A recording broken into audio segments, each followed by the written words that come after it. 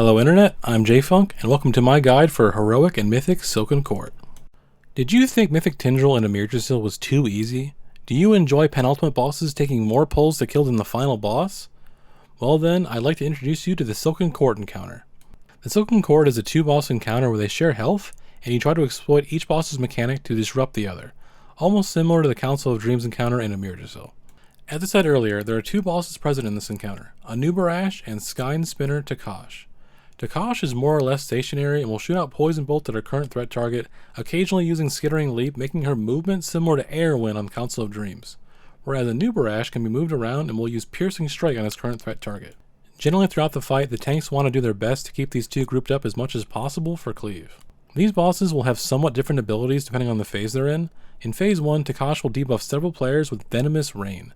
After it expires, it'll deal damage and apply a dot to players in the circle, so make sure to spread out if you get this. Takash will also shoot out web bombs towards random players' locations that will slow and deal damage to you if you stand in them. In addition, if a player touches the center while another player is standing in the web, it'll connect them with a strand, which slows them and does damage over time. This is going to be important to stop a Nerub'ar's reckless charge later. Speaking of a Nerub'ar, he will periodically face the direction of a random player and cast Impaling Eruption. Make sure to move out of this, otherwise you'll be stunned until your friends kill the spike impaling your body. He will also periodically summon Scarab ads that fixate onto random players with Call of the Swarm. These ads have an 80% damage reduction buff that decays over time. They can be fully crowd controlled, and if they attack you, they will apply a stacking 5% damage taken debuff that lasts 30 seconds. In addition, if they reach 100 energy, they will become immune to crowd control and gain a 25% movement speed buff for the remainder of their life. A Nerub'ar also casts Reckless Charge at 100 energy, where he will burrow to a far side of the room and then after a few seconds, charge across the room. If he hits a wall, he'll deal massive ray damage and wipe the group. To prevent this, you'll need two groups of 2 players to purposely trigger the web bomb Takash casted earlier and have strands connecting them. They will need to stand so that the 2 strands are between a Nerub'ar and the wall he is charging to. If you successfully stop him from charging the wall, a Nerub'ar will be stunned and take 50% bonus damage for 7 seconds. This phase will continue until Takash reaches 100 energy and begins the first intermission. You'll know the first intermission begins when Takash turns all voidy like this and teleports to the middle of the room. From there, she will gain a huge absorb shield and begin shooting out these dodgeable web cones called Entropic Barrage. If you get hit, you'll take damage with an added dot as well as a stacking debuff that increases the damage you take the next time you get hit by 20%. While this is happening, a Nerub'ar will burrow underground and he won't be active in the fight. Once Takash's absorb shield breaks, Phase 2 will begin. In this phase, each of the bosses gain some abilities while also losing one as well. A Nerub'ar will not do Reckless Charge and Takash will no longer do Venomous Rain. Instead, a Nerub'ar will cast Stinging Swarm. This puts a debuff onto 3 players in the raid that deals nature damage every second and increases the damage the target takes by 50%. This debuff does not have a duration but can be dispelled. Once dispelled, it will transfer onto the nearest player or Takash. This will be important later. Takash herself gains a few new abilities. Web Vortex will pull all players into the center of Takash and apply Binding Webs to all players, connecting you with a random player like the Strands from Phase 1. She will then begin channeling an AoE called Entropic Desolation, which you will need to move out of. So after you get pulled in, prioritize moving out of the AoE and then break your strand by moving 30 yards away from the player you're connected to. Strands of Reality is similar to the cones you dodge in the intermission, and like those, just keep aware of where it's facing and move out of it. Takash's Poison Bolt changes to a Void Bolt for this phase, where it is functionally the same thing but does shadow damage instead of nature. At 100 energy, Takash will Void Step to the middle of the room and begin a long cast called Cataclysmic Entropy. If this cast goes off, it's a raid wipe. To stop this, you'll need to utilize the Stinging Swarm debuffs from earlier, having the players who have the debuff stand next to Takash and having everyone else who doesn't have that debuff move away from Takash. You'll then have healers dispel those players, taking care as when players are dispelled, it does big raid damage, so Mass Dispel isn't really an option here. Once you dispel all 3 debuffs and transfer them onto Takash, she will gain Stinging Delirium, where she will be disoriented and take 150% bonus damage for 5 seconds. This phase will continue until a Nerub'ar reaches 100 energy, signaling the start of the second intermission. A Nerub'ar will burrow towards the middle of the room and begin channeling Spike Storm.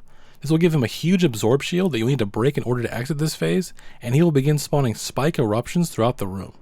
These are reminiscent of erupting bedrock from the Kurog Grim Totem fight, where you needed to dodge the expanding rings. In this case, if you get hit, you'll take damage and become impaled on a spike, while you'll remain stunned until you're broken out by killing the spike.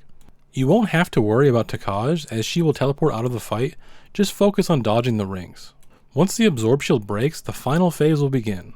In this phase, a Nerub'ar loses the Call of the Swarm ability and therefore will not summon any more adds, but you will have to deal with the raid wipe mechanics of both bosses at once.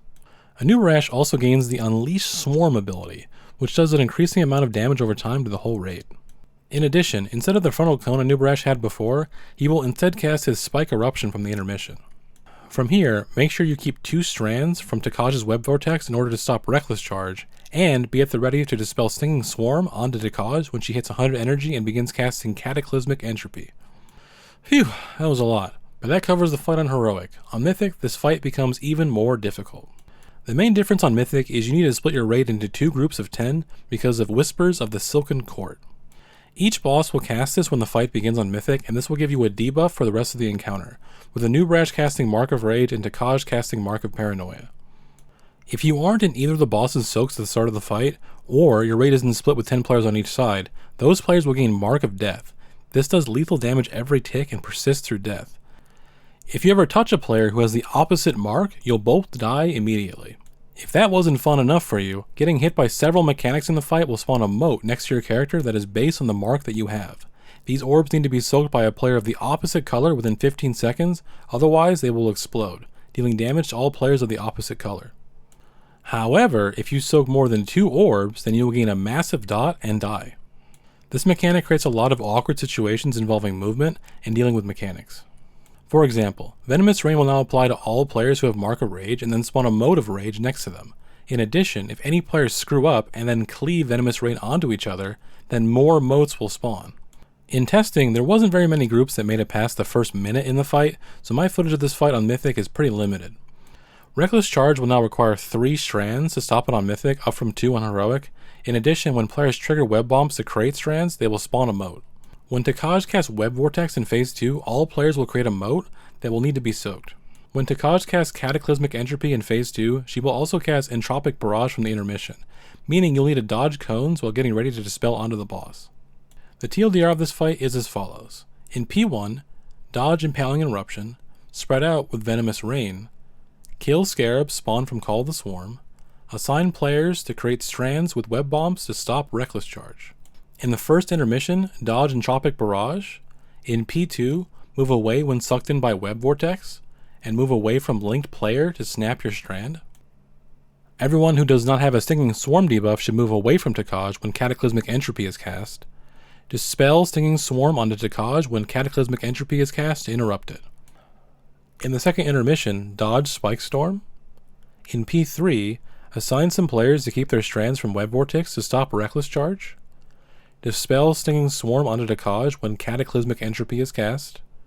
Dodge Spike Eruptions. And group up to make Unleash Swarm easier to heal. And finally, on Mythic, assign groups of 10 players per boss for Whispers of the Silken Court. Soak motes. Use 3 strands to stop Reckless Charge. And dodge Entropic Barrage when Takaj casts Cataclysmic Entropy. And that about covers it. I want to thank you so much for watching this, as this is the final video for the Nerub'ar Palace boss guides, and I hope to see you next tier.